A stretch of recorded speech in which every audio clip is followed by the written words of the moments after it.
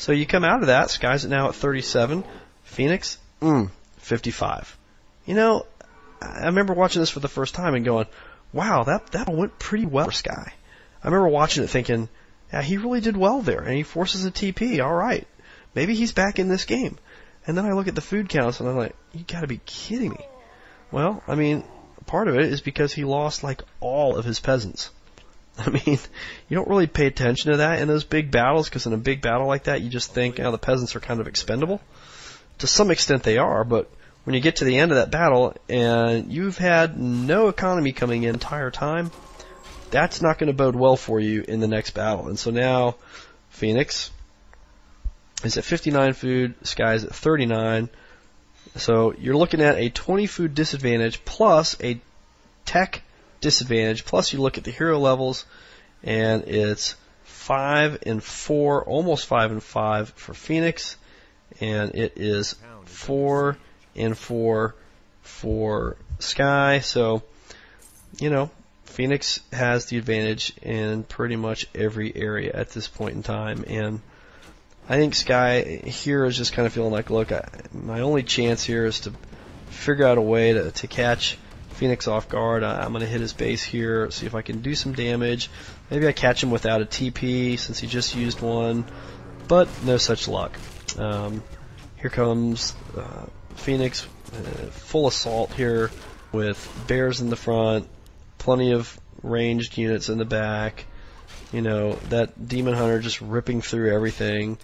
Even though his units are slowed, it's like a slow march of death across the map here, because there's just, not much Sky can do. Again, at this point, he's just at too much of a disadvantage. And so this game is basically over, and, if you want, well, I tell you what, there's only like a minute or two left. We'll go ahead and watch it to the bitter end here, and you can kind of see how it all unfolds. Sky you notice how he tries to kind of lure him back in there. He's like, I'm going to pull him all the way back into my base. Maybe I can get him to fight uphill. Maybe I can, figure out some way to even the playing field a little bit here. But, Phoenix is too smart for that. He's going to wait until he knows he can do the damage he needs to do. So they kind of dance back and forth here. And, Phoenix when the time is right, he's going to go ahead and launch his attack when he feels like he has all the items that he needs and he's got decent positioning, etc. He'll launch his attack, and he's probably feeling pretty confident at this point, because really it's been a long time since things have not gone his way in this particular game. So even with 2 healing scrolls and an invulnerability potion on the Naga, Sky is not going to be able to win this battle. So here we go. We're about to engage, and come on now. Come on, guys. Stop the dancing. Let's go ahead and engage. Here we go. Come on. Let's fight it out. Alright, I feel like a boxing referee when the boxers are tired and they don't really feel like fighting anymore. It's like, come on, guys. Let's do this. Alright, here we go. Again, he brings in his militia. It's like you got to pull out all the stops here. And he's popping healing scrolls, but you just look at that line of bears. Just bam. 1, 2, 3, 4, 5, 6, 7, 8, 9 bears. And he's probably not going to lose too many of them because he's got that Staff of Preservation, and it's ugly. This is just ugly. The bears are just advancing, pretty much unhindered, and that's it. He calls good game. And so you can see from the score here, pretty much 75,000 to 57,000. That ends up being a pretty lopsided game.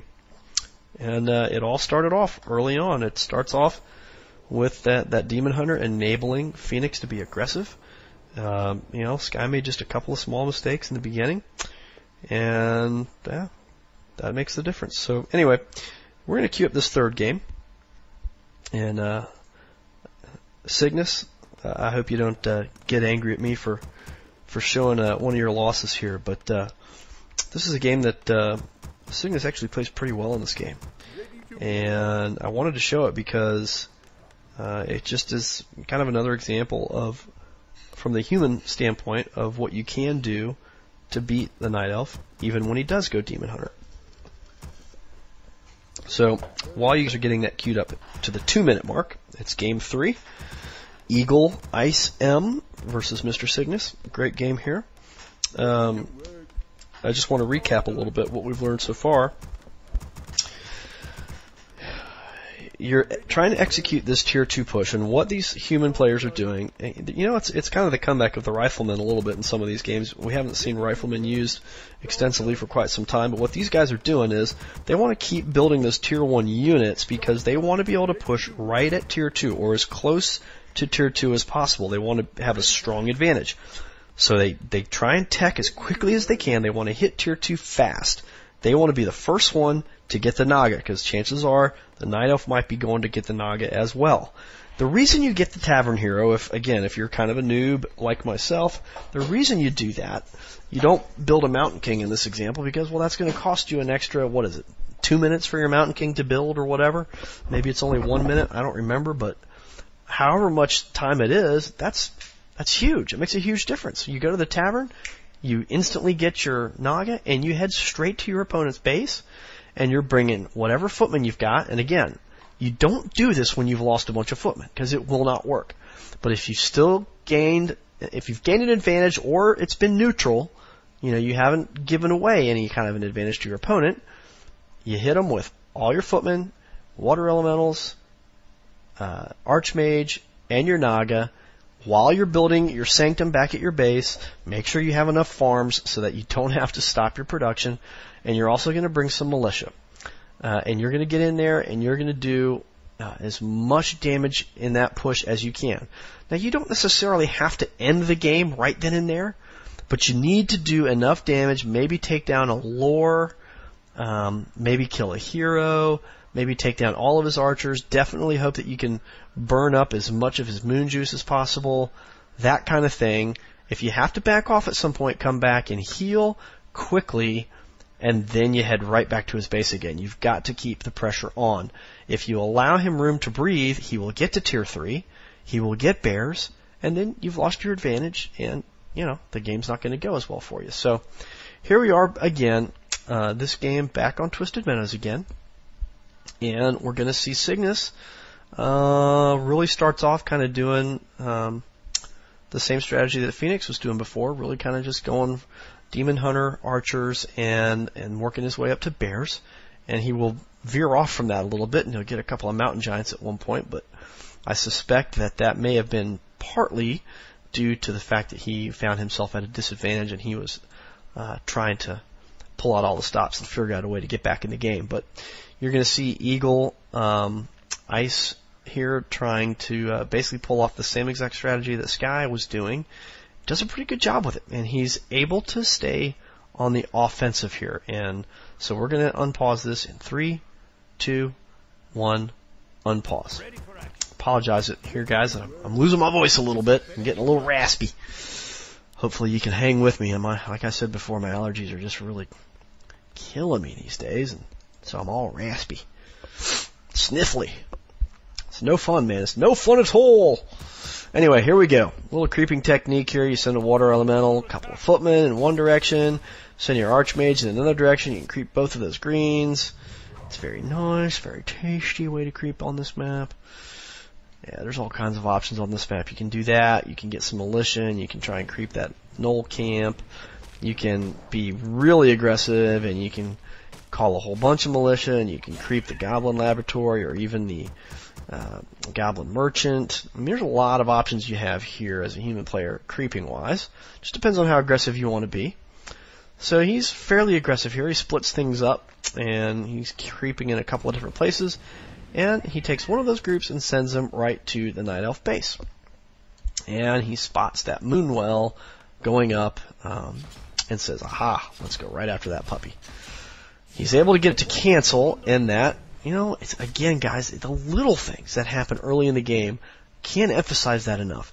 It is little things that really make a difference in this matchup. It's pretty, and maybe this is blasphemous to say this, but it's a pretty well-balanced matchup, I think. And more often than not, it's going to go to the better player. I don't know that there's a huge racial advantage one way or the other. More often than not, it's going to go to the better player. But when things are fairly evenly matched, it's the little tiny things that will make the difference in any game. So, canceling that Moonwell, that's just enough to slow Cygnus's production down a tiny bit. And you know what? It's going to keep him from being quite as aggressive. as he probably would have wanted to be. So, he's going to send that Demon Hunter, basically just attacks the Arch-Mage and hopes he can go to town on that thing, but the Arch-Mage does have the boots of speed. So, score 1 for the human player there.